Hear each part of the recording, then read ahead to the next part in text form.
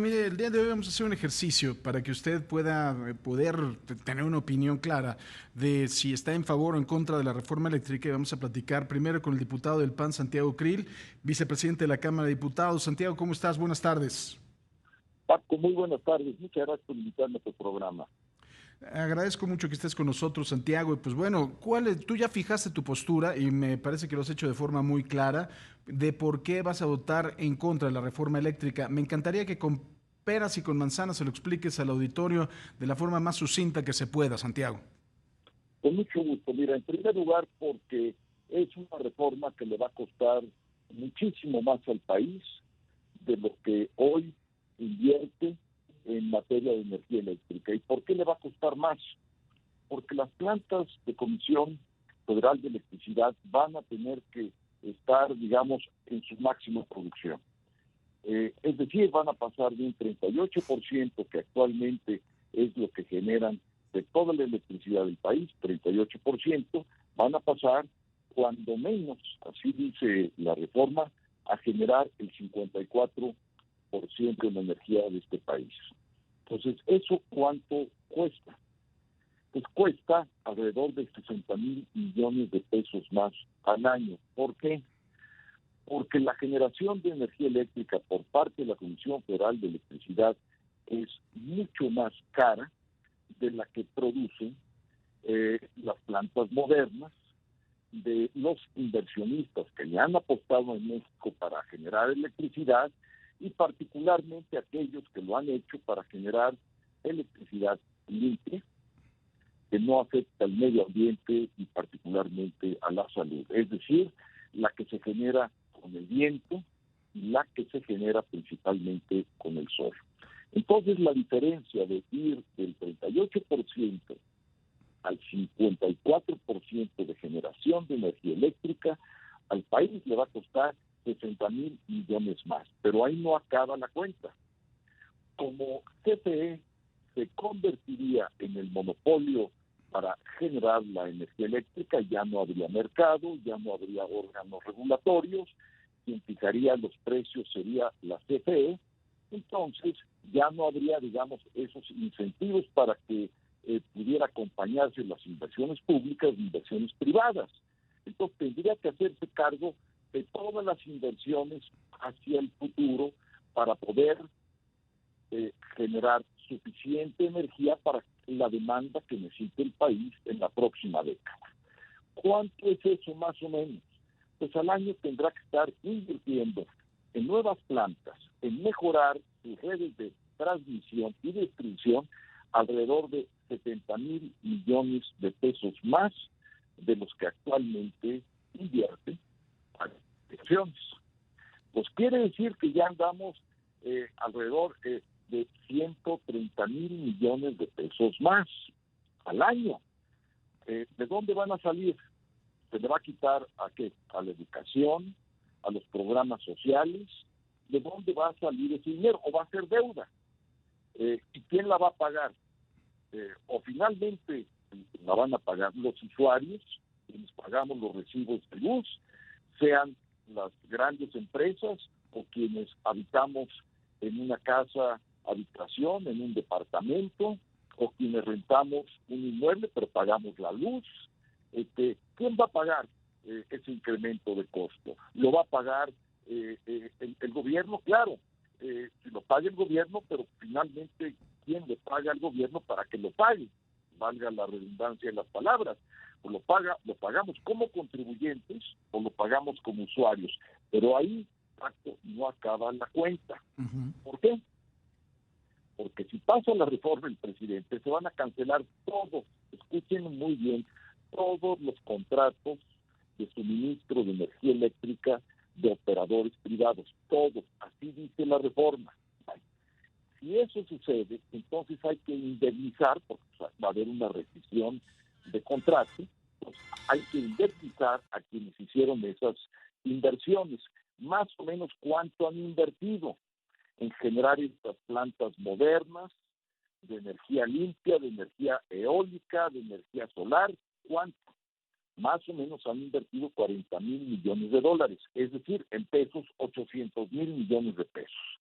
Entonces, aparte de los 130,000 millones que nos va a costar cada año adicionalmente la reforma del presidente López Obrador, que no sabemos de dónde va a salir ese dinero, finalmente saldrá de esta generación y de las futuras generaciones, de eso sí no hay duda, y saldrá o del pago de las facturas, por lo tanto habrá un incremento en el costo de la energía eléctrica para todos nosotros, o saldrá, bueno, Te escuchamos.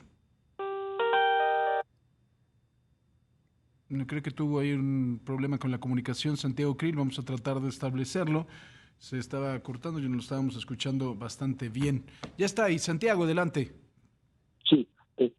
¿Dónde se cortó, Paco? Discúlpame, porque... Te escuchamos completo, ¿eh? Hasta que dijiste bueno, estábamos escuchando perfectamente.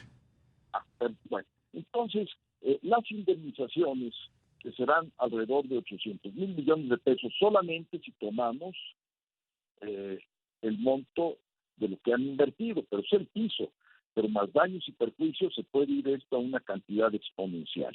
Bueno, pues todo esto tiene un costo, y este costo le va a subir al país.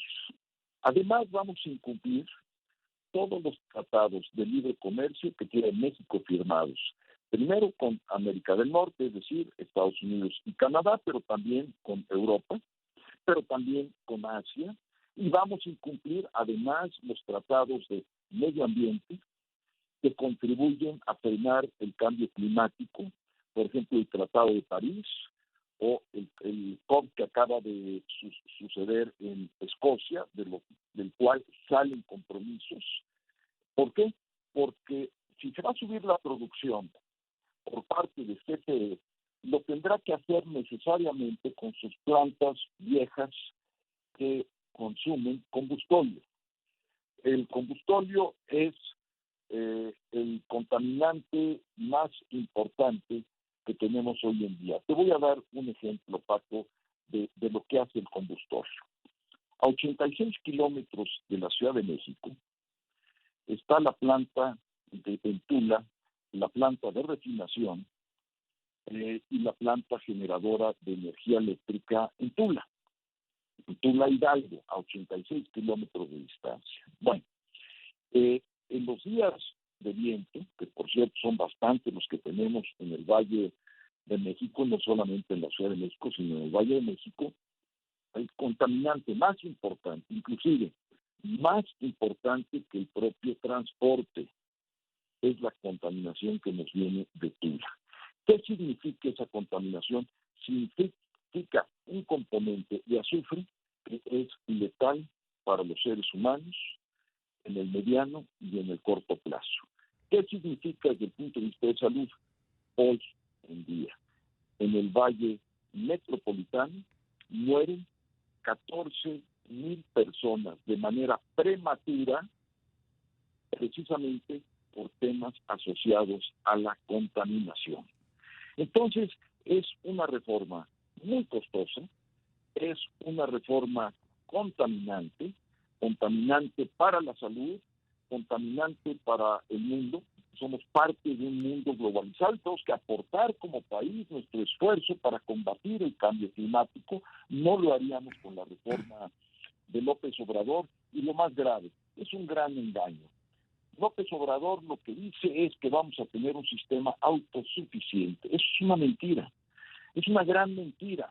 El 70% del gas que necesitamos para operar nuestras plantas de energía, el 70%, Paco, viene de afuera. ¿Cómo vamos a ser autosuficientes? Además, cuando el petróleo y todos los productos derivados del petróleo que se requieren para la generación de energía eléctrica en cierto tipo de plantas, por ejemplo las de ciclo combinado, su precio se cotiza en los mercados internacionales. México no tiene ningún control de eso. Pero además vamos a requerir de la tecnología de punta para poder producir cada vez más energía barata y energía limpia. Esa tecnología de punta no la tenemos. Entonces, ¿cómo es posible que estemos hablando de la autosuficiencia como si estuviéramos hablando en los años 70, no sé si te acuerdas, Paco, de este programa de López Portillo, otro López, pero este fue López Portillo, que intentó que fuéramos autosuficientes en materia de alimentos, particularmente de granos, y estableció un programa que se llamaba el SAM, Sistema Alimentario Mexicano. Un fracaso. Nos costó muchísimo dinero los subsidios, los incentivos que debían de dársele a todo tipo de productos del campo para poder ser autosuficientes. Fracasó.